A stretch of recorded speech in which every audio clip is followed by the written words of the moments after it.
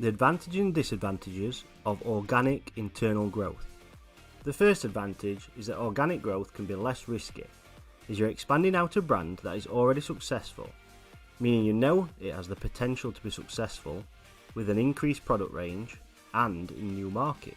The second advantage is the business can maintain its current culture and ethics, as you're not involving any new stakeholders in the business that may want to change the way the business is run. For example, if the business was taken over, then this could change the dynamics and who was running the business. Because the business is growing internally, you also can control the rate at which the business grows. You can expand quicker if you're more risk orientated, or slower if you feel that that is a necessary business strategy.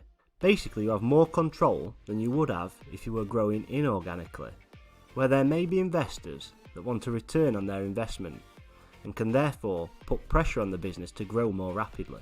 However, there are disadvantages of taking an organic growth approach. One of these disadvantages is that internal growth is often slower and can take a long time to get right.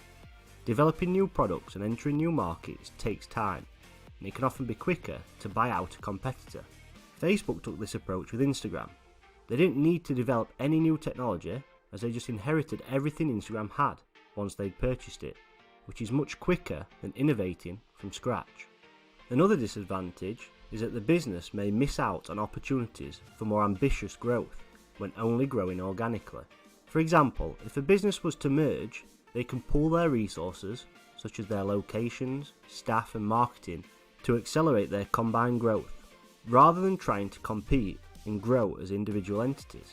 And finally, there's a period of instability when changes are made, and it can take time for the business to adapt to these changes.